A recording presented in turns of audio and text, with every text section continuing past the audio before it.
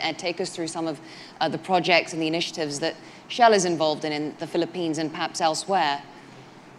Thank you, and please excuse my voice. I've had caught a bug a few days ago, and it's still with me. So keep your distance. Resilience, yeah. Yes. We start with our purpose, and as the world develops, there's greater need for energy. As countries become more prosperous, this is something that's required. And it's been some time ago we realized that what we need to do is not just deliver energy to meet the world's requirements, but to deliver it in economically, environmentally, and socially responsible ways. This is a picture of two cities, and unfortunately, the one at the bottom is what we call the prosperity paradox, where as a city develops, you sometimes get all the problems associated with development. But it doesn't have to be that way. You can see the picture at the top, where it's also a very well-developed city, but without the problems of pollution that we see at the bottom picture. This looks like the streets of Manila, but this is actually typical of many cities. We expect that by 2050, there will be a tripling in the number of vehicles on the road. So as it is right now, there are already a lot of vehicles. And you may say, well, that's good for Shell's business. We supply fuel. But that is not our intent. What we say is what we need to come up with is sustainable transport. One of the solutions we believe will help address this problem is the use of natural gas, and natural gas use becoming more prevalent. Why is it a good solution? It's the lowest, is the cleanest hydrocarbon. It's low CO2. It's also very good to complement renewables.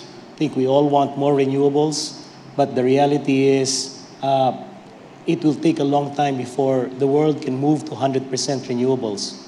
So what we need is actually a mix, a good mix, which will ensure that we don't hold back development, but at the same time, we don't compromise on the environment. Make it sustainable development.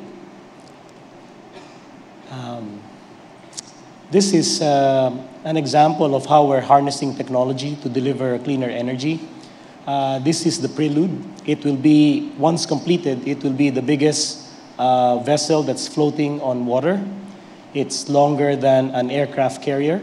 It's almost 500 meters. To those who are golfers in this place, that's a par 5.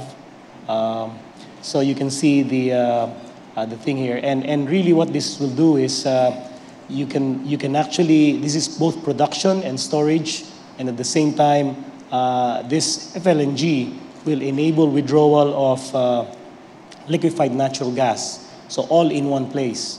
Normally you would have a production platform and then you ship the gas by pipeline somewhere where it's refrigerated and then it's shipped out as gas. This one, it's all in one place. As I was saying earlier regarding gas, gas is a very flexible fuel. It's used, of course, for cooking. It can also be used more and more now for transport, road transport. And as I said earlier, it complements renewable power. Gas can also be used as a feedstock for industry in making petrochemicals. So there's a lot of usage for gas. We in Shell, we're trying to promote fuel-efficient products on the traditional liquid fuel, whether it's gasoline or diesel. And apart from the product itself, we're trying to educate the public on behaviors that will ensure that we don't waste fuel. A lot of the fuel consumption is related to driving habits. Especially, I guess, when you're caught in traffic, there is a tendency for people to step on the gas as soon as they're able to see a short, clear path. But we have proven that you can save as much as 30% just by changing your driving habits. And coupled with the fuel safe that we have, this will actually deliver significant savings. Now, moving into the future, we are looking at, well, in fact, we are already producing bioethanol from sugarcane. But I think the more interesting part is that in 2013, Shell, together with Ryzen, has started construction of a facility that will produce ethanol from bagasse, from wheat stock. So it's not going to compete with food versus fuel, that debate. And we hope that in the next year or so, we will be able to have large commercial production of what we would call second-generation ethanol. Outside, you will see that we're holding the second eco-marathon here in the Philippines. It started in 1939 among a group of scientists who wanted to, I guess they had some time and they wanted to see who can build the vehicle that can travel the most in 1 liter of fuel. And that has now become a global initiative of Shell. What we hope to do here is, we say the youth is the hope of the future, and the future belongs to the youth. We hope to actually inspire the youth so that they can come up with ideas which hopefully will become solutions for a more sustainable mobility going into the future. As an example, the best record done by one of these vehicles was the one from a French university where their vehicle, because of lower drag coefficient, tires, all those things, was able to achieve 3,771 kilometers on a single liter of petrol. And that's why here we say that if you circumnavigate the world, if you're looking at the equator, it will only take you 12 liters of fuel to be able to circumnavigate the world. Finally, what we want to do is also contribute to the public dialogue and debate about how we can achieve resilience. This forum is the second here in the Philippines. We have done this in other parts of the world.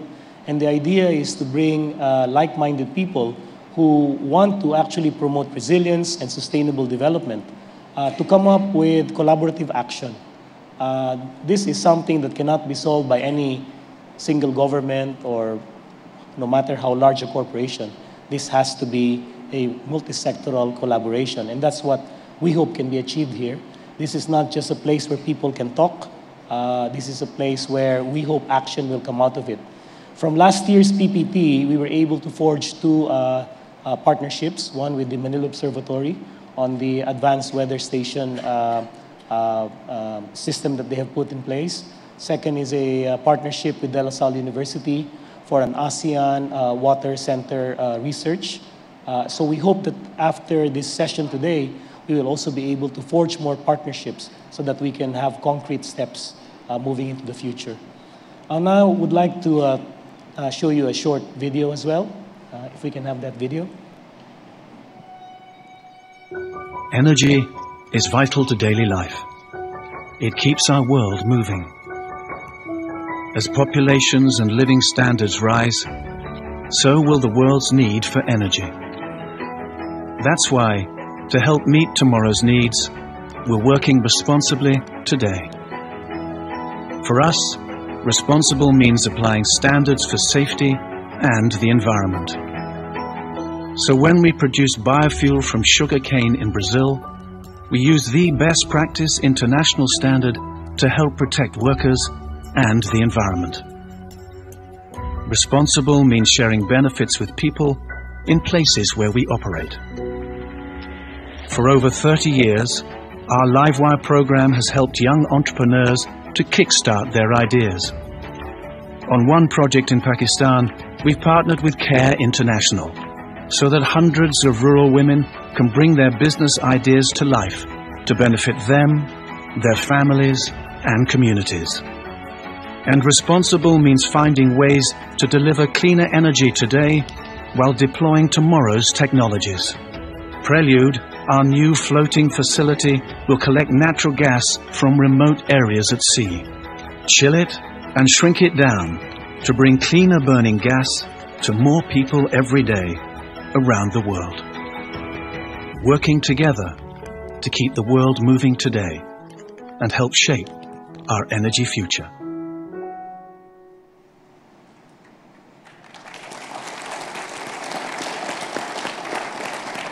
Okay.